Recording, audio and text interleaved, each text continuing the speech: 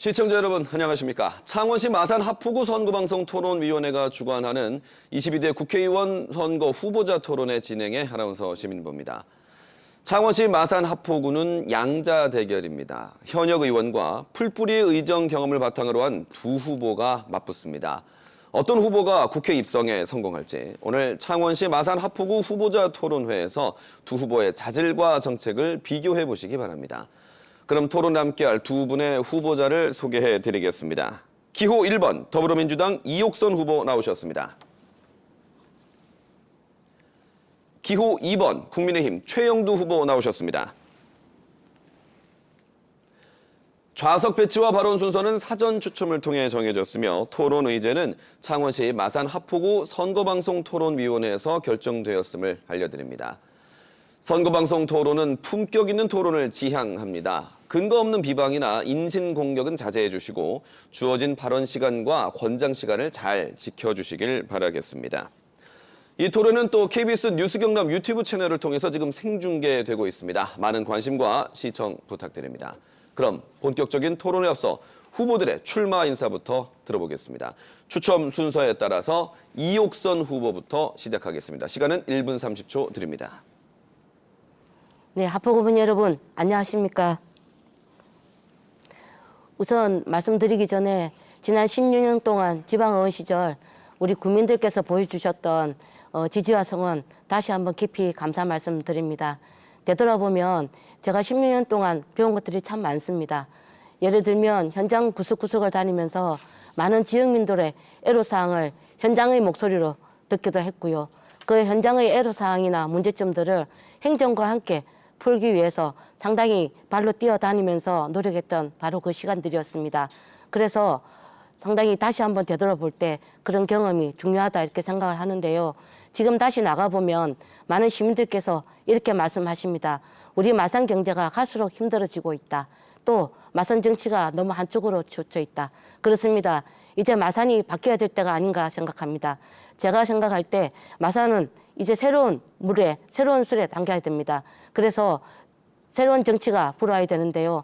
마산에 필요한 정치가 뭐냐 생각을 해보면 진정성 있는 정치, 일하는 정치, 책임지는 정치, 그리고 균형 있는 정치라고 생각이 됩니다. 그래서 마산에 새로운 바람, 남동풍이 불어서 정말 마산을 발전시킬 수 있는 정치가 이제는 필요한 때가 아닐까 이렇게 생각을 해봅니다. 네, 감사합니다. 다음으로 최형두 후보의 출마 인사 1분 30초 듣겠습니다. 네, 대한민국 민주화 산업화 본산, 대한민국 지중해 도시 마산 하포 국회의원 최형두입니다. 자랑스러운 우리 도시의 아버님, 어머님, 선배 동료, 그리고 젊은 후배님들 안녕하셨습니까? 이제 봄이 왔습니다. 3월 들어서도 꽃샘 추위 많은 비로 마음이 무거웠습니다. 이번 선거가 어디로 가는지, 대한민국이 잘못되는 것은 아닌지 잠 못 이루는 날들이 이어지고 있습니다. 여당 국회의원으로서 가슴이 무겁습니다. 하지만 이제 공식 선거운동이 시작되고 봄꽃이 피고 새로운 희망이 다시 시작됩니다. 대한민국은 기적의 나라였습니다. 우리 마산도 대한민국의 기적을 만든 도시입니다. 6.25 때 진동리 전투로 풍전등화 임시수도 부산과 유엔 구점인 부산을 지켜내어서 대한민국을 사수했습니다. 그로부터 10년 뒤에는 부정선거에 맞서 3.15 의거로 민주주의를 살려내었습니다. 그로부터 10년 뒤에는 마산 수출 자유무역지역 지역으로 대한민국을 경제대국으로 우뚝 세웠습니다. 민주하면 민주화, 산업하면 산업화 모두 본산이었습니다. 이제 마산에서 다시 한번 대한민국의 기적, 대한민국을 동남풍을 만들어야 합니다. 마산 하포 국회의원인 제가 국민의힘 경남도당 위원장으로서 경남 총선의 선두에 선 것도 마산 하포 시민들의 위대한 여정 덕분이었습니다. 이제 2개의 자유무역지역으로 2배의 희망, 2배의 일자리를 키워내겠습니다. 함께하겠습니다. 네, 두 분 모두 시간을 잘 지켜주셔서 감사합니다. 이렇게 22대 국회의원 선거 창원시 마산 하포구 선거구에 출사표를 던진 후보들의 출마 인사를 들어봤습니다.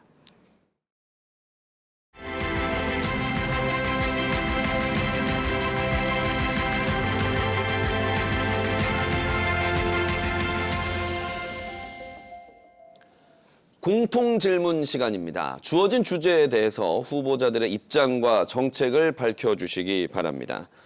지역 현안의 주제는 민주화 관련 역사적 자원 활성화 방안입니다. 마산은 3.15 위기와 부망정을 주도했던 대한민국 민주주의의 성지입니다. 이와 관련한 역사적 자원들을 어떻게 활성화해 나갈 것인지 의견을 말씀해 주시기 바랍니다. 순서에 따라서 최형두 후보에게 1분 30초 드립니다. 네, 우리 마산은 대한민국 민주화의 본산이었습니다. 그래서 제가 국회의원 되자마자 3.15 특별법을 제정했습니다. 62년 만이었습니다. 이제 3.15 특별법에 따라서 진상조사가 이루어지고 유공자와 참여자가 다시 발굴되었습니다. 그리고 이제는 국가 재정으로 기념사업도 시작됩니다. 곧 올해 걸린 매적인 대한민국 민주주의 전당, 저는 해양신도시 3.15 해양누리공원에 세워지고 있는 이 전당을 마산, 창원의 민주주의 전당이 아니라 대한민국 민주주의 전당으로 이름 붙이고 싶습니다. 그래서 대한민국 민주주의가 마산에서 비롯되었음을 확인하려고 합니다. 그리고 마산 3.15 의거 부마항쟁의 기록뿐 아니라 격세대화, 즉 할아버지, 할머니, 손자, 손녀와 그리고 아버지, 어머니와 자녀 세대가 대화하는 대화를 통해서 민주주의가 우리 일상에서 우리의 생활 속에서 계속 성장하고 영원히 진행하고 있다는 것을 확인하고 싶습니다. 이 새로운 민주주의 전당에는 바로 그런 기록들을 가득 채우고 싶습니다. 김주일 열사 동상이 외롭습니다. 저는 3.15 이거 당시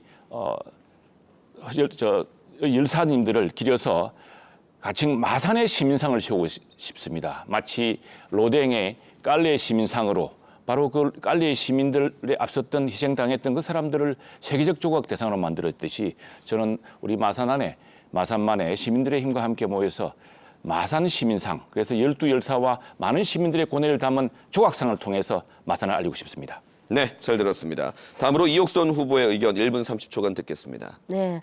우선 가장 중요한 거는 민주주의 전당을 제대로 세우는 거라고 생각이 듭니다.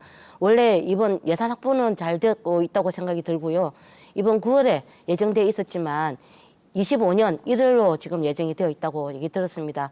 아마 그러니까 비라든지 아니면 공사상에 좀 난맥이 있어서 연기된 걸로 알고 있는데 이것이 좀 순조롭게 잘 진행이 됐으면 좋겠다 말씀을 좀 드리겠습니다. 다만 문제는 그 안에 기획 정시간이 다목적 공간으로 바뀌면서 실제로 민주화 관련된 자료라든지 자료 전시라든지 이런 행사들이 상당히 위축되지 않을까 이런 부분들이 좀 우려가 되고 있습니다. 그래서 이 부분들을 아마 창원시와 잘 협의를 해서 제대로 된 민주주의 전당으로 자리매김할 수 있도록 해야 되지 않을까 이렇게 좀 말씀을 드리고 싶고요. 그 외에도 역사 전시관들이 좀 있습니다. 3.15 발원지 기념관도 있고요. 그다음에 부마 동상도 있습니다. 부마 기념 동상도 있고요. 그다음에 김주일 열사 인양지 그 추모비도 있습니다. 그 외에 지금 3.15 공원 3.15 기념탑도 있는데요. 이것이 제대로 관리가 안 되고 있습니다. 그래서 최형두 후보님께서 어느 시절에 실제로 이 부분들 특별법과 관련해서 많이 노력을 하셨다는 걸 알고 있는데 특별법과 함께 이런 관리 방안에 대한 지원도 조례 제정을 좀 지원을 한다든지 아니면 특별법상 재정을 지원할 수 있도록 방안도 같이 모시게 되어야 되지 않을까 제안을 좀 드리고 싶습니다. 네, 잘 들었습니다. 자, 다음은 후보들의 자질을 검증하는 순서를 갖도록 하겠습니다. 주도권을 가진 후보께서 7분간 상대 후보의 자질을 검증하되 발언 시간이 1분을 넘지 않게 해주시고 상대 후보의 답변 시간은 최소 30초는 보장해 주시기를 권장하겠습니다. 반드시 자질에 국한해서 질의와 답변을 이어가시되 인신공격성 비방은 삼가시길 바랍니다. 먼저 이옥선 후보에게 상대 후보의 자질을 검증할 수 있는 주도권 7분 드립니다. 네. 후보님께 질문을 좀 드리겠습니다. 먼저 동시대에 민주화 운동에 정말 투신하셨고 그것과 함께 정말 3.15 특별법까지 제정하신 노력들에 대해서 정말 존경과 정말 고생하셨다는 말씀을 드리고 싶습니다. 근데 후보님께서 혹시 건국증정을 보셨습니까? 네, 봤습니다. 네. 보시고 또 다른 분들에게도 권유를 하신 걸로 알고 있는데요. 네, 그렇습니다. 네. 근데 저희들이 기본적으로 생각을 할 때 아마 그 이승만 대통령에 대한 공과 가가 물론 다 나눌 수가 있습니다. 보는 시각에 따라서 달라질 수는 있지만 그럼에도 불구하고 3.15 특별법을 제정하면서 이승만 정권에 대한 문제 제기를 하셨던 분께서 건국전쟁을 권유하기까지 상당히 여러 가지 문제가 있지 않을까라고 제기하는 분들이 있는데요. 그 부분에 대해서는 어떻게 생각을 하십니까? 네, 제가 3.15 특별법을 제안하면서 바로 이승만 대통령의 과 부분을 시정하기 위해서 노력했기 때문입니다. 그리고 과와 함께 이제는 공을 봐야겠다. 우리가 대한민국이 처음 해방되었을 때 문맹률이 거의 8, 90%에 가까웠습니다. 글을 먹는 사람이 많았습니다. 3.15 의거가 가능했던 것도 전쟁 직후에 7, 8년 사이에 문맹률이 10%, 20% 줄었습니다. 대한민국의 위대한 혁명이 시작됐습니다. 그리고 농지개혁을 통해서 진정한 농민들의 토지 소유를 통해서 대한민국 경제 근대화의 기반을 마련했습니다. 그 점도 똑똑히 알아야 된다는 거 하나. 다음에 나라의 방향을 정했습니다. 나라의 방향을 정해서 한미동맹 강화를 통해서 6.25 전쟁 이후 쑥대밭이 된 대한민국을 키웠습니다. 3.15 의거를 통해서 이승만 대통령은 즉각 하야를 했습니다. 바로 학생들의 희생과 시민들의 눈물을 보고서 내 때문에 피를 흘렸다면서 하야를 했습니다. 이기붕 일당은 비극적 처우를 맞았습니다. 3.15 의거를 통해서 부정선거를 획책했던 모든 공직자들이 엄벌에 처해졌습니다. 그래서 민주주의에 대한 분명한 교훈을 심어주었고 이제 그 점과 함께 우리가 이승만 대통령이 정부 수립을 통해서 또 정부 수립 이후에 교육과 농지개혁과 심지어 원자력 발전의 토대를 쌓았던 점까지도 다시 한번 살펴야 되지 않나 생각합니다. 대한민국이 갑자기 태어난 것이 아닙니다. 그런 공과 가를 공평하게 보는 것이 중요하다는 게 제 생각입니다. 후보님께서는 80년대 민주운동도 하셨습니다. 네. 예, 그것과 함께 중간을 지어본다면 실제로 이제 그 공과 가를 어떻게 나눌 것이냐 아까 잠깐 말씀드렸지만 공과 가를 나눔에 있어서 정량적인 평가도 있지만 정성적인 평가도 있다고 생각이 듭니다. 우리가 민주화를 얘기할 때 정량적인 것만 얘기를 하지는 않거든요. 몇 가지 잘한 사업들이나 정책들을 모조리 부정하지는 않습니다. 다만 그 정성적인 평가에 의해서 많은 분들이 얼마나 피해를 받는지, 억울한 분들이 없는지, 그것들을 위해 어떻게 다듬어 안고 가는지, 바로 이런 것들이 중요하다고 생각이 드는데요. 특히 이승만 대통령 관련해서 지금 아직도 민간인 학살과 관련한 많은 분들이 아직도 해결되지 못한 상태에서 피눈물을 흘리고 있는 경우도 있고요. 또 더 중요한 문제는 예를 들면 그 하야를 하기까지 많은 시민들께서 동참을 하시고 반드시 물러나야 된다 소리를 외쳤기 때문이라고 생각이 듭니다. 바로 그것이 우리 마산에서도 3.15로 나타났던 거고요. 그런 부분에 대해서는 부정을 할 수 없고 물러나도록까지 만들었던 부분에는 분명히 공보다는 과가 더 많지 않은가 이렇게 평가를 할 수밖에 없을 것 같은데 그런 역사적 평가에 대해서도 부정을 하시는 건가요? 아닙니다.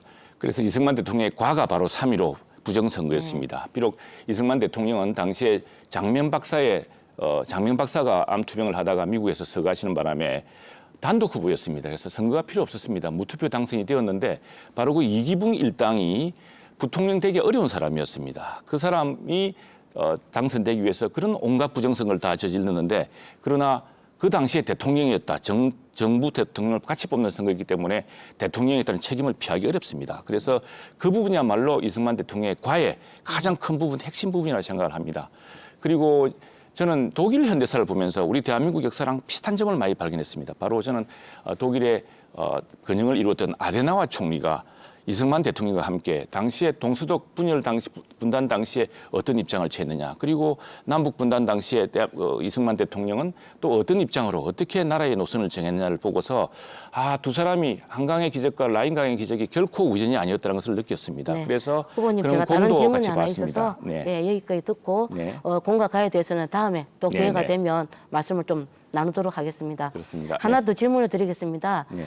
최근 모 일간지에서 공약에 대한 질의를 받은 적이 있는데요. 네. 그중에서 하나 특이한 게 방송법에 대해서 후보자님께서 답변을 안 하셨더라고요. 그걸 보면서 언론인 출신의 후보자님께서 왜 답변을 안 하셨는지 그 부분에 좀 궁금했고 그것과 함께 지금 방송법 개정에 대한 문제의식이 어떻게 갖고 계시는지 답변을 좀 해주시기 바랍니다. 이 방송법 개정은 민주당이 여야가 바뀌면 다 입장이 바뀌는 사안이었습니다. 네. 우리는 한 번도 입장이 바뀐 적이 없습니다. 그래서 저는 새롭게 저론할 게 없다고 생각합니다. 그리고 방송법은 국회의 다수당, 국회 그리고 정부 여야를 통해서 3대2의 방식으로 방송의 공정성을 확보하고자 하는 것이 있습니다. 그런데 민주당이 야당일 때는 주장했다가 여당이 되면 또 바꾸지 않고 또다시 야당이 되니까 자꾸 입장을 바꿔서 저는 곤혹스럽습니다. 공정한 방송은 국민의 뜻에서 나온다고 생각합니다. 그 국민의 뜻을 알 수 있는 방안이 바로 국회고 저는 대통령 선거라고 생각합니다. 그렇다면 네. 오히려 재형도 의원님께서 네. 그런 부분을 우리 균형적으로 같이 가야 되지 않을까 이렇게 생각을 합니다. 여야 상관없이 개정을 해야 된다면 반드시 해야 되는 거고 그와 함께 내용이 그렇지 않습니까? 이사수를 확대하고 사장의 주민 추천제를 확대하고 이런 부분을 통해서 그럼에도 불구하고 방송심의위원회의 구성이 바뀌지는 않지 않습니까? 대통령 추천이나 여야 추천 숫자가 바뀌지 않기 때문에 그런 부분에서는 어떤 국민들의 참여도를 높인다든지 아니면 의결권을 보다 폭을 확대를 해서 보다 민주적인 절차를 밟아 나가기 위해서 하는 것이 바람직하다. 네, 이렇게 답변 시간 정리하겠습니다. 30초를 보장해 네, 주십시오. 네. 예, 그래서 저는 국회에서 문화체육관광위원회를 하고 또 지난번 언론중재법 그 큰 논쟁이 있었을 때 계속했던 이야기가 독일 그리고 영국 프랑스, 일본의 공영방송 시스템을 좀 봤으면 좋겠습니다. 이런 공영방송에 따라서 국제적 기준이 있기 때문에 하는데 민주당은 갑자기 어느 날 민주노총이 지배하는 이런 언론인이 지배하는 이런 것을 통해서 방송 지배 구조를 국민의 뜻이라고 하는데 그건 맞지 않습니다. 네, 이렇게 이옥선 후보의 주도권 토론이 끝이 났습니다. 이번에는 최형두 후보에게 상대 후보의 자질을 검증할 수 있는 주도권 7분을 드리겠습니다. 네, 후보님 참 존경합니다. 저는 항상 거리에서 볼 때마다 우리 후보님의 그 따뜻하고 또 정말 부지런하고 우리 지역에서도 참 정평이 나 있습니다. 후보님께서 이제 시의원, 도의원 시의원 두 분 하시고 도의원 한 번 하셔가지고 참 지역 사정을 누구보다 잘 알고 계십니다. 저는 지난번에 그 MBC 인터뷰에서 인상적이었던 게 바로 뉴 마산 프로젝트였는데요. 뉴 마산 프로젝트를 구체적으로 어떻게 진행하실 계획인가요? 지금 저희들이 마산 도시 환경을 보면 가장 오래된 도시가 부산하고 많이 같이 흡사한 부분이 많습니다. 바다가 있고 저 산 쪽으로 밀집된 주거지들이 있다 보니까 실제로 많이 환경 자체가 뭔가 개발을 하거나 재개발을 하거나 재건축을 하더라도 환경 자체에 평편하지 못함으로 인해서 상당히 난개발이 어려운 개발이 될 수밖에 없었던 한계가 있거든요.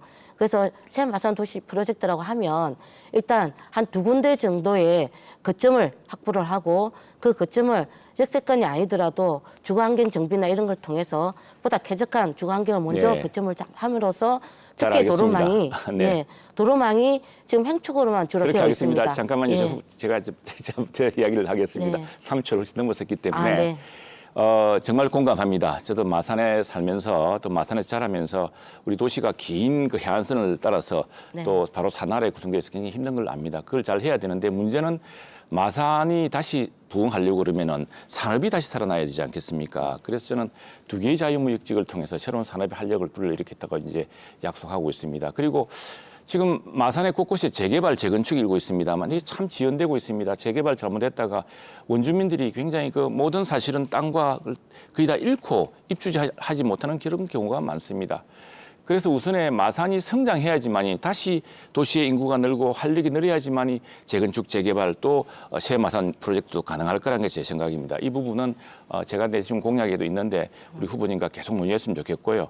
또 하나는 제가 내세우고 있는 것은 바로 민간 합작, 그러니까 이른바 PPP 방식, 퍼블릭 프라이빗 파트너십을 통해서 근데 우리 후보님도 많이 느끼시겠습니다만 우리 교방동이라든가 또 부림시장이라든가 또 문화동, 월영동 이런 곳에 주차장이 많이 부족합니다. 그런데 주차장을 할 부지가 없습니다. 그리고 또 민간에서는 새로운 재건축, 재개발을 하기 위해서 아파트 부지를 확보를 하고 또 재건축 조합을 만들고 하는데 저는 이렇게 따로따로 할 게 아니라 근데 시장 재건축도 마찬가지고 시와 우리 공공이 필요한 주차장 또 수영장, 도서관 이런 공공의 건물을 별도의 건물을 살 수도 없습니다. 별도의 공간이 없습니다. 마산에. 그래서 민간 재개발이 크게 이루어질 시장이라든가 또는 아파트 단지라든가 이곳에 민간 합작 프로젝트를 통해서 주차장, 지하 주차장이라든가 큰 주차장이나 또는 수영장, 도서관, 문화시설 같은 것은 공공 분야가 투자가 되는 부분이니까 이것은 공공 분야로 짓고 그 위에다가 다시 민간의 투자와 이것이 합쳐지는 방식으로 한다면은 서로가 훨씬 더 경제성을 높일 수 있지 않을까 생각을 합니다. 여기에 대해서 우리 후보님의 좀 고견을 좀 부탁드리겠습니다. 네. 정도 후보님께서 디지털 관련해서 산업 그 자유무역지역 유치한 거에 대해서는 정말 감사하게 생각을 하고 잘 됐으면 좋겠다는 말씀을 드리면서 다시 나중에 그런 공약과 관련해서 말씀을 좀 드리도록 하고요. 저는 우리가 생각을 좀 바꿔야 될 때가 왔다고 생각이 듭니다. 무슨 말씀이냐면 산업 유치나 일자리 창출도 물론 중요하지만 사람이 돈을 벌어와서 쓸 수 있는 도시 환경 바로 그러면 소비가 같이 이루어지는 주거 환경도 나쁘지 않다 이렇게 생각이 듭니다. 그래서 우리 마산 환경을 생각을 할 때 주거지가 많지 않습니까? 그렇습니다. 그러면 많은 분들이 유입이 돼서 살면서 소비를 여기서 하면 그 나름대로 내수 소비가 이루어지게 되면 또다시 우리 마산 하포구의 경제가 살아날 수 있다. 이 측면을 한번 좀 말씀드리고 싶고요. 예, 감사합니다. 또 하나는 제가 지지도입니다. 네. 그래서 저는 그 방식 우리 후보님 말씀하신 것을 굉장히 존중하고 있습니다. 그런데 마산이 인구가 자꾸 줄고 있고 고령화가 되기 때문에 새로운 활력이 필요합니다. 그 새로운 활력을 불러일으켜야 되고 그래서 저는 산업 위에도 관광 그래서 남해안관광특별법을 만들었고 또 남해안관광 관문도시라는 개념을 통해서 우리 해양신도시와 우리 마산의 수려한 환경을 바탕으로 또 마산 어시장 또 통술시장 거리 이런 것들의 그 문화적 가치를 높여서 많은 사람들이 마산을 오게 해야 되겠다. 그리고 출향했던 분들도 이제는 다시 마산으로 귀향하도록 했으면 좋겠다는 것이 이제 큰 생각이에요. 그런 인구 수요와 그런 어떤 수요가 있어야지만이 재건축, 재개발 가능할 거라 생각합니다. 그래서 제가 만든 개념은 그 마산 프로젝트, 뉴 마산 프로젝트에는 바로 이른바 컴팩트 시티 그리고 15분 도시라는 새로운 그 도시 계획에서 나타나는 개념들을 통해서 우리 이옥순 후보님도 적절히 지적하셨지만 이제 막 이렇게 할 게 아니라 중기 프로젝트를, 중기 계획을 우리 마산 그 하포구뿐 아니라 창원시에서 미리 만들어서 그리고 우리 민주당과 우리 국민의힘이 함께 여야 원내외를 떠나서 상의해서 논의하는 방식으로 그래서 도심의 어떤 그 점을 만들었으면 좋겠습니다. 그리고 이제 하나 더 여쭤보겠습니다. 지금 우리 후보님이야말로 참된 민주당 후보에서 정말 존경하는 후보입니다. 그런데 서울의 많은 후보들이 수도권 후보들은 민주당 후보들 보면 정말 답답합니다.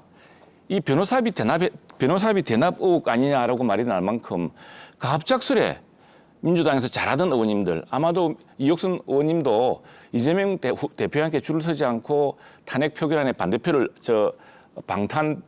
던졌으면은 공천 못 받을 수도 있습니다. 지금 이런 상황, 이 민주당 내 상황, 네. 우리 민주당이 전통적 민주당이 이런 적이 없었습니다. 이거 어떻게 하면 좋을까요? 네. 저는 그 부분에 있어서는 제가 16년간의 지방의원 시절 무엇을 중심에 놓고 활동을 해왔는지를 우리 주민들께서 너무나 잘 알고 있다고 생각이 듭니다. 어떤 당론이나 내지는 시대에 흐르지 않고 소신 있게 나름대로 주민들 중심으로 또는 국민들 중심으로 해왔던 바로 그 활동에 대한 정확한 평가들이 아마 있을 것이라고 생각이 들고요. 제가 이제 덧붙여서 좀 말씀을 드리면 마산 프로젝트와 관련해서 민자 유치하는 부분에 있어서는 정말 우리들이 아픈 경험들이 많습니다. 로벌랜드, 마창대교 다 아시지 않습니까? 네, 그래서 후보님, 저는 알겠습니다. 동의를 하면서도 네, 그건 충분히 나중에 그런 다시 제도적인 하겠습니다. 뒷받침을 해야 될 거라고 3초가 생각합니다. 넘어서서 네. 우리 후보님 참 좋은 분입니다. 저는 후보님이 민주당의 이 비극을 좀 끌어줄 수 있으면 좋겠습니다. 박용진 의원이 있습니다. 박용진 의원 서울에서 최고다 득표로 당선된 사람입니다. 그 사람은 왜 잘랐습니까? 이재명에 맞섰다는 죄로 잘랐습니다. 이런 민주당이 잘못되는 길을 가지 않도록 후보님 좀 도와주십시오. 네, 자, 7분이 지났습니다. 네, 30초는 최소 보장 시간이고요. 1분까지는 답변을 들으실 수 있다는 말씀을 드리겠습니다. 자, 지금까지 후보자들의 자질을 검증하는 시간이었습니다. 지금 여러분께서는 창원시 마산 하포구 선거구 선거방송 토론위원회가 주관하는 창원시 마산 하포구 국회의원 후보자 토론회를 시청하고 계십니다.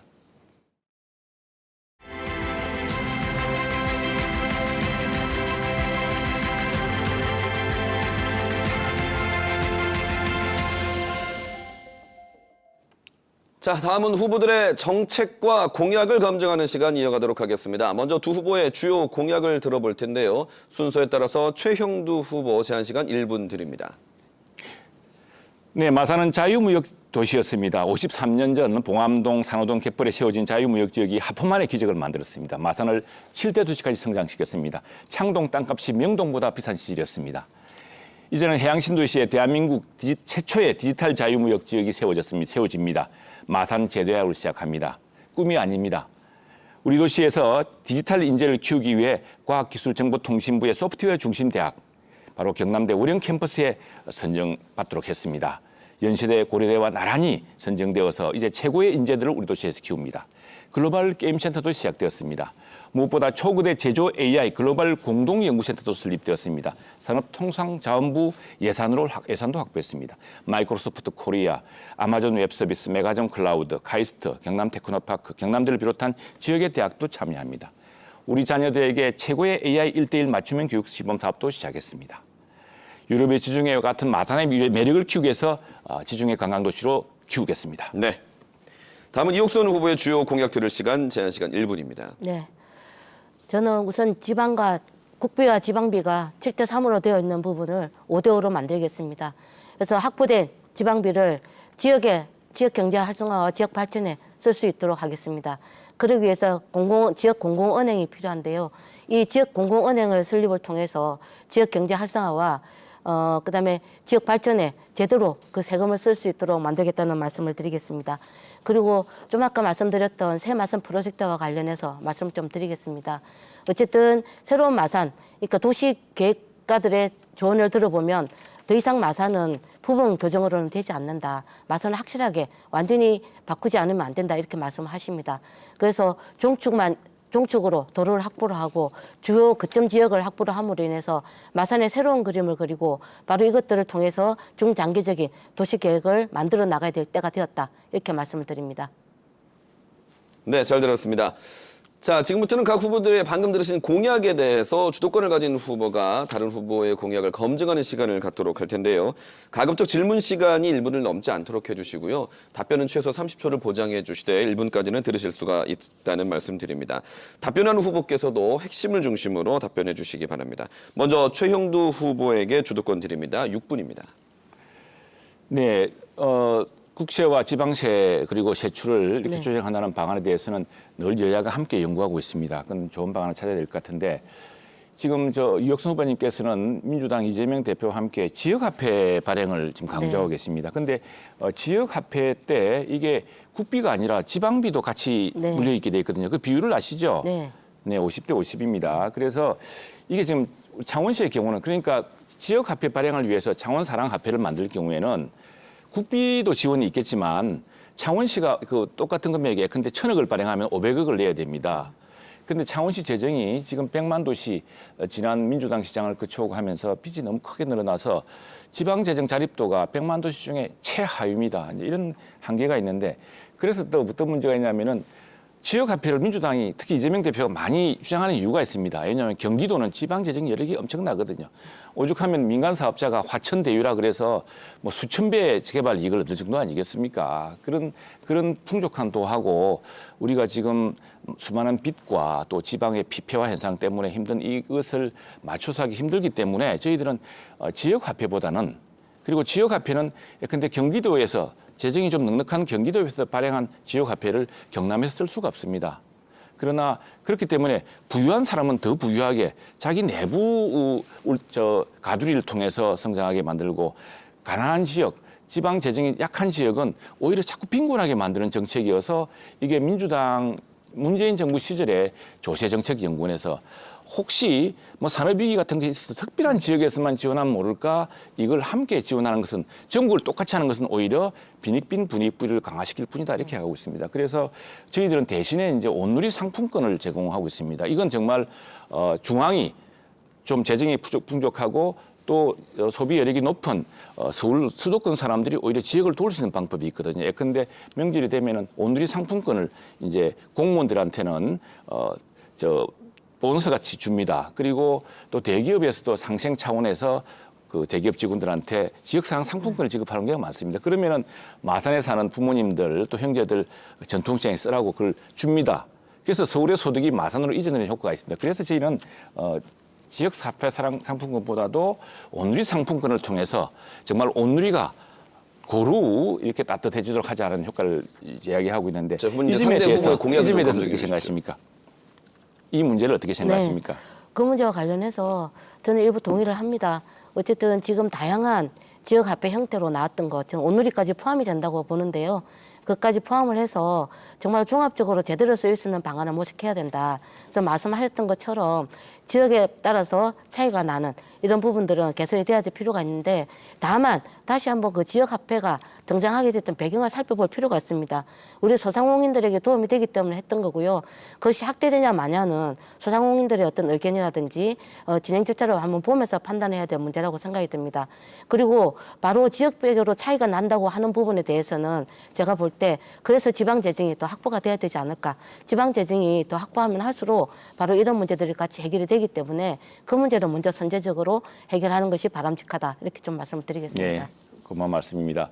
근데 사실은 이게 우리 지방 재정 확보한다는 것이 사실 지방 재정 저 비율이 한 10년 전에 높았습니다. 근데 지금 낮아지고 있습니다. 그게 왜 그러냐면 산업의 수도권에 집중되어 있기 때문에 그렇죠. 세수가 훨씬 많습니다. 우리 지역은 자꾸 위축되어 가고 있습니다. 독일의 경우에는 제가 이제 김항식 총리께 직접 들은 이야기인데 독일의 경우는 부자주, 근데 뮌헨주 같은 부자주가 가난한 주에게 이걸 서로 또 나눠 가질 수 있는 지방 재정의 균형이 있다고 합니다. 그러나 우리는 부자도가 가난도를 나눠줄 수 있는 그런 아직까지 문화라든가 시스템이 없습니다. 근데 지방 재정과 이게 이제 그 국세를 함께 하게 되면은 오히려 어떤 경우에는 국세 비율이 낮아져서 지방의 큰 사업, 우리처럼 좀 수도권에 비해서 뒤처진 지역은 나아가기 힘든 게 있습니다. 근데 디지털 자유무역 지역의 경우가 그렇습니다. 마산 해양 신도시에 약 4천억 규모 정도로 4천여 원을 짓는데 여기에 국비가 한 3천억, 그러니까 이렇게 지급이 됩니다. 도비 시비가 이제 30% 미만으로 그 정도로 지급이 되거든요. 이렇게 중앙에 큰 재정을 끌어와서 부족한 지방 재정을 보충하면서 키우는 효과도 있기 때문에 이런 다양한 구조를 좀 봐야겠다는 생각이 듭니다. 만일 이게 그냥 5대5로 그러면은 어떤 중앙의 재정을 따더라도 지방 재정을 골고루 나눠 쓰다 보면은 집중하기 어려운 측면이 있다는 점도 저는 좀 말씀을 드리고 싶습니다. 예, 그리고 우리 저 후보님께서 마창대교 통행료 이 문제를 이야기하시는데 혹시 마창대교 언제 어떻게 시작된지 아십니까? 황치곤 시장 때부터 시작이 됐습니다. 그럴까요? 네. 예. 네. 자, 제가 끝입니까? 네. 예, 예. 예. 그래 마창대교 요금을 인하하고 궁극적으로 무료화해야 된다는 전적으로 아니, 정확한 핵심을 말씀해 주시면 네, 말씀드리겠습니다. 예, 그런데 무료화가 되겠냐 이 말씀을 하시는 거죠? 네? 무료화가 가능한가라는 말씀을 아닙니다. 무료화해야 하시는 됩니다. 겁니까? 저는 또 공감합니다. 그러나 지금 사실은 이게 제가 그래서 이와 관련해서 이제 일찌감치 경남신문에 한번 이렇게 글을 쓴 적이 있습니다. 마창대교의 진실. 이게 진실이 뭐냐면은 사실은 마창대교 필요했습니다만 그렇게 급하게 필요한 것이 아니었습니다. 이게 국가가 김대중 정부 시절에 우리가 외환위기를 맞지 않았습니까? 그전에 외환위기를 맞아서 이제 김대중 정부 시절에 외환위기를 함께 극복해야 될 문제가 있었는데 이 당시에 외자를 유치하기 위해서 외자 기업한테 굉장히 많은 혜택을 주었습니다. 그리고 2005년 노무현 정부 시절에 이런 제도를 없앴습니다. 이런 것 때문에 우리는 정부에게 중앙적 책임을 물어야 된다고 생각을 합니다. 네. 자, 주어진 시간이 끝이 났습니다. 주도권 토론이기는 하지만 상대 후보의 공약을 검증하는 시간이니만큼 네, 상대 후보의 공약에 집중해서 또 질의를 많이 해주시면 더 원활한 토론이 되겠습니다. 이번엔 이옥순 후보에게 주도권을 드리는데요. 제한 시간 6분입니다. 네. 후보님께서 가장 큰 두 가지 지금 말씀을 좀 하셨더라고요. 보니까 그러니까 해양신도시에 디지털 3단 조성을 하겠다. 그게 보니까 24년에서부터 27년에 완공하는 걸로 되어 있습니다. 네, 네. 근데 이제 제가 보니까 그 전제가 있더라고요. 산업단지 조성을 하는데 예를 들면 메가존 클라우드라든지 네. 아니면 아마존 웹 서비스 네. 이런 이제 유치를 비전을 제시를 함으로 인해서 그렇습니다. 산단을 조성하는 것이 바람직하겠다라는 네. 것이 네. 기재부에서 이제 허가를 받은 거 아니겠습니까, 네, 네. 그죠? 근데 이제 지금 바이오 클러스터, 그러니까 이제 초거대 제조 AI 글로벌 연구센터죠. 네. 이게 이제 참 말도 긴데 네. 우리 이제 경남대하고 지금 협의를 해서 지금 진행하는 걸로 알고 있습니다. 그래서 지금 벌써 메가존 클라우드하고는 MOU가 끝났죠. 네, 네, 그렇습니다. 예, 끝났고 MS하고는 아마 체결 발표만 지금 미루고 있는 걸로 제가 확인을 했는데 맞습니까? 아닙니다. 네. 지난 12월 달에 12월 끝났습니까? 하순에 경남대학에서 네네. 이 관계자들이 다 와서 네네. 클라우드 공동연구소를 출범을 시켰습니다. 네. 그리고 이 공동연구소 출범한 여기에는 산업통상자원부의 국비 지원이 이루어지고 있습니다.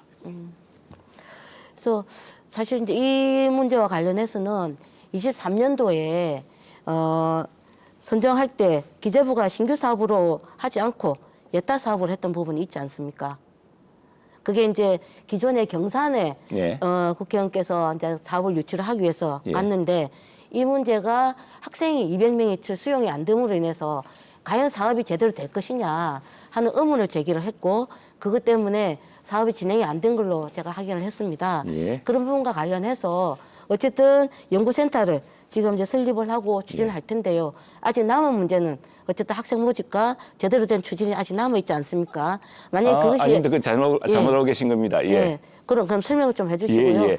그것과 함께 네. 저희들 예산이 올해 24년도에 네. 80억 아마 창원시하고 도에서도 요구를 한 걸로 제가 알고 있는데 네, 그렇습니다. 그 부분이 지금 확보가 됐습니까? 네, 그렇습니다. 예, 우선 국비가 확보됐고요. 여기에 네. 대해서 창원시가 굉장히 창원시가 관심이 많습니다. 네. 특히 우리 저 시장께서 연초에 이제 저 세계 디지털 가전쇼를 다녀보고 나서 그때 다녀온 직후에 다시 방문을 했습니다. 이 굉장히 중요한 사업이다. 이게 우리 미래의 마산과 창원과 경남의 미래가 걸린 사업이 생각하고 있고 도지사도 관심이 많고 국비 사업으로 국비는 이미 확보가 돼 있는 셈이고요.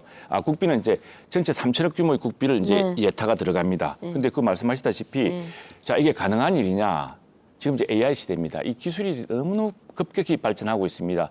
이게 가능하도록 하기 위해서 지금 인큐베이팅을 하고 있습니다. 그게 마산에 큰 땅이 없기 때문에 경남대학 우령 캠퍼스가 마침 땅과 건물을 내놓고 또 일부 자신들의 기금조차 내어놓아서 시작을 하고 되었습니다. 그리고 이게 이제 우리가 뭐 오라고 해서 오겠습니까? 아마존 웹 서비스라든가 마이크로소프트 코리아나 그다음에 메가존 클라우드가 우리가 오라고 해서 마산까지 안 옵니다. 근데 이분들이 관심 갖고 있는 것은 초거대 제조 AI입니다. AI 시대에는 초거대화되고 있습니다. 작은 AI라는 것은 거의 실효성이 떨어지기 때문에 초거대 제조 AI로 가는데 우리 마산 창원이 어디냐면 창원국가산단이 앞에 있습니다. 앞으로는 거대 제조기업도 AI를 통해서 생산과 유통과 물류 재고 관리 그리고 생산성의 향상도 AI 기능을 통해서 하게 됩니다. 이것 때문에 바로 마이크로소프트 코리아하고 그러니까 좀 그다음에 듣고요. 아마존 웹 서비스가 관심을 갖게 됩니다. 그러면 말씀하셨던 대로 산업이 발전하면서 예를 들면 AI가 점점 더 큰 역할을 하게 될 것이고 로봇이나 이런 것들이 좀 더 산업이 발전해야 되는 건 너무나 당연히 다 알고 있는 겁니다. 하지만 이런 글로벌 기업들이 우리와 손을 잡고 할 때 그냥 하겠냐. 아까 말씀하셨던 것처럼 외자 유치를 위해서 했던 중앙정부의 문제점들을 지적을 하셨는데요. 마찬가지로 우리나라 같은 경우에 삼성 이노베이션 센터가 있지 않습니까? 부산에 있는 걸로 알고 있고 일정 정도 이전에 그것들을 경남, 특히 창원에 유치하는 게 어느 정도 얘기가 오고 갔던 걸로 제가 확인을 했습니다.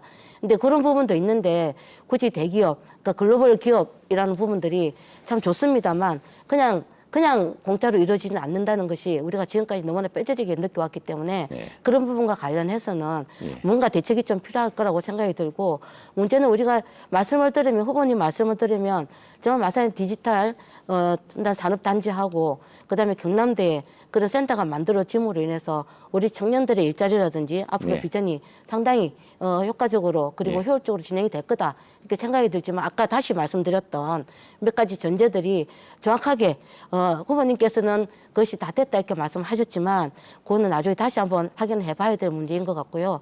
또 하나는 저는 산업센터만 유치하는 것이 아니라 해양신도시에 차라리 그런 창업보육센터 연계된 이런 부분들을 삼성과 관련한 이런 부분들과 같이 연계를 한다든지 국내 기업에서 제대로 된 이런 것들을 같이 유치를 한다면 훨씬 우리 지역에 도움이 되는 방향 그리고 우리 국가 산업의 발전이 될 수 있는 방향으로 가지 않을까 이렇게 좀 생각을 해봤습니다. 답변 시간 30초를 보내요.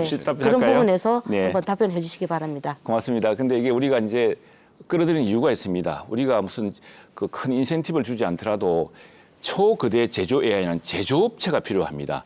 우리 하나 에너빌리티, 하나 에어로스페이스, 두산 에너빌리티, 그다음에 로템, 그다음에 여기 있는 심지어 심성 델타까지 많은 기업들이 큰 제조 데이터를 가지고 있습니다. 이 제조 데이터는 마산으로 오지 않으면 창원으로 오지 않으면 접근이 되지 않습니다.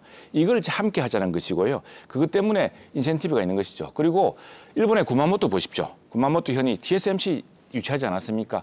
지역의 적극적인 노력도 매우 중요합니다. 네, 정해진 시간이 모두 끝이 났습니다.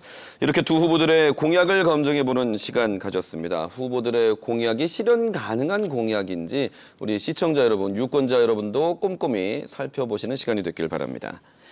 자, 이어지는 순서는 이제 주제 토론 시간입니다. 주어진 의제에 대해서 6분간 자유롭게 두 후보자의 입장과 정책을 밝혀주실 텐데요. 공정한 토론을 위해서 발언 시간은 각 1분, 답변 시간은 최소 30초를 보장해 주시기를 권장하겠습니다. 주제는 마산 하포구의 지역적 특성을 고려한 지역경제 활성화 전략입니다. 저출생과 고령화로 인한 지역경제 위기는 국가적 해결 과제이자 화두입니다. 특히 마산합포구는 만 65세 이상 노인 인구가 전체 인구의 24%에 이를 정도로 고령 인구가 많고 청년 인구는 적은 지역입니다. 마산합포구의 인구 고령화 대책 및 지역 경제 활성화 방안에 대한 의견을 말씀해 주시기 바랍니다. 제한 시간은 총 6분이고요. 먼저 이옥순 후보의 의견부터 듣겠습니다. 네. 저는 고령화를 얘기하면 많은 분들이 위기라고 얘기합니다. 이거를 극복해야 된다고만 얘기를 하시는데 저는 이 부분을 장점으로 살릴 수 있는 방안을 분명히 마련해야 된다고 생각합니다. 왜냐하면 전 세계적으로 고령화가 진행되고 있고 오히려 선제적으로 이 고령화 부분에 대한 대책을 세우는 것이 향후 주도적으로 지역 발전을 이끌어 나갈 수 있는 방법이 되지 않을까.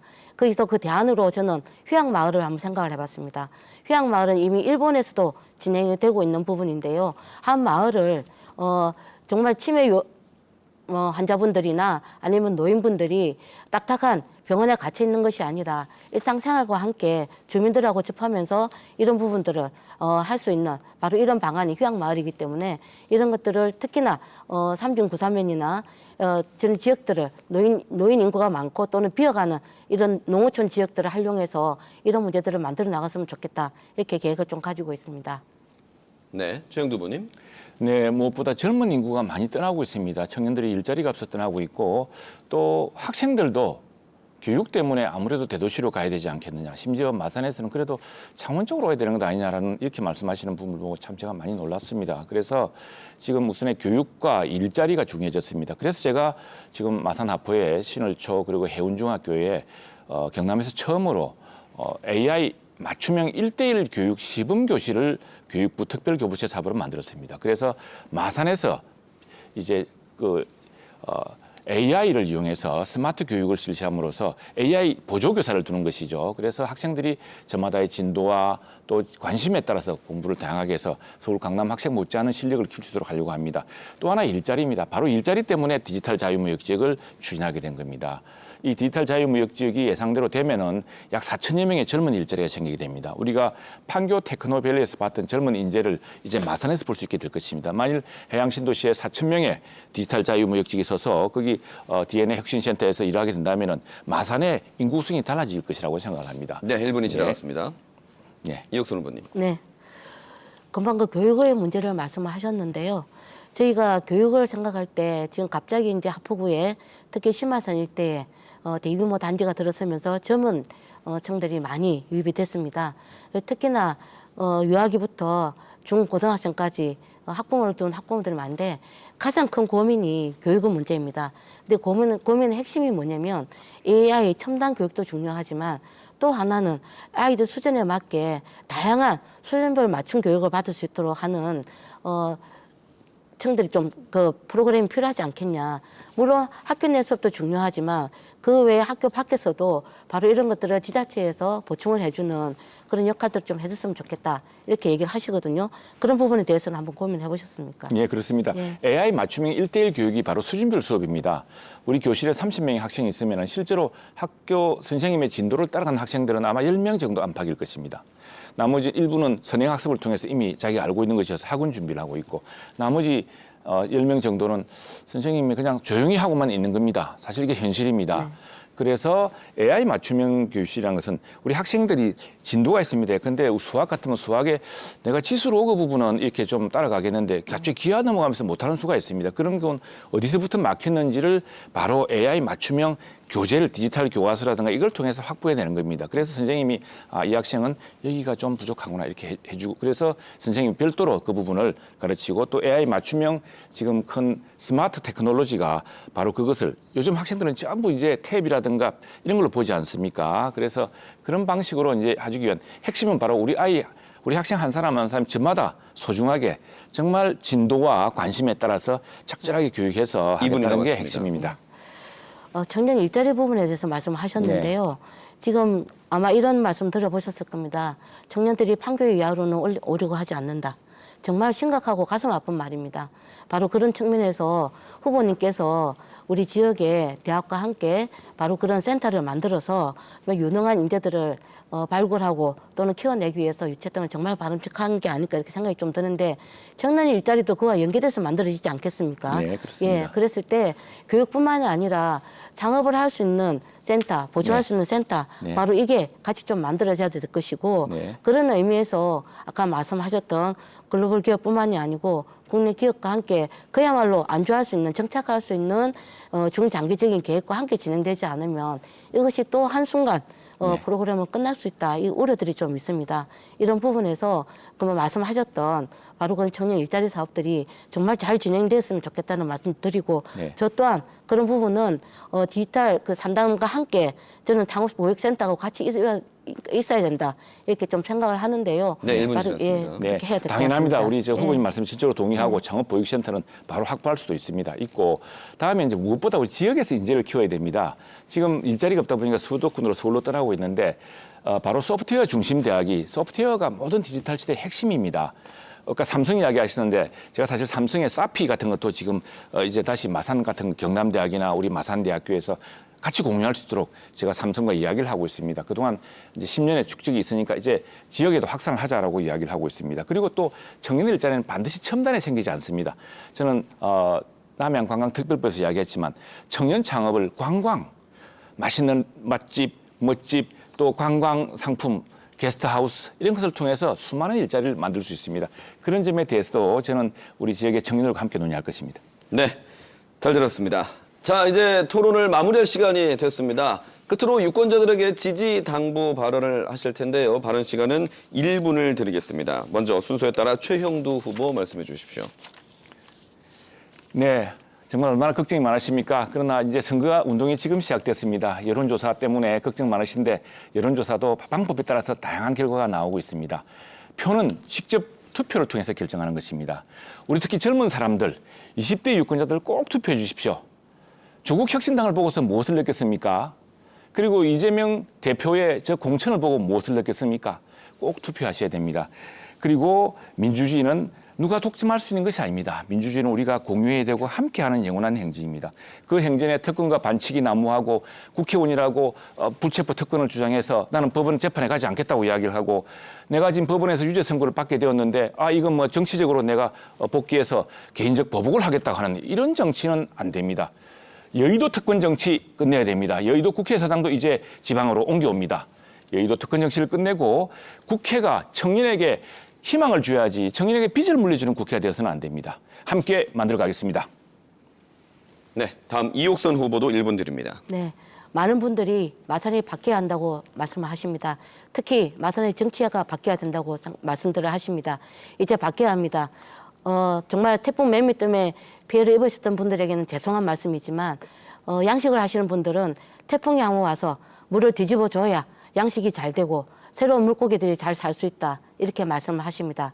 그래서 저는 이번에 새로운 마산을 위해서는 한번 뒤집어야 되지 않느냐 이렇게 좀 말씀드립니다. 한번 되돌아보십시오.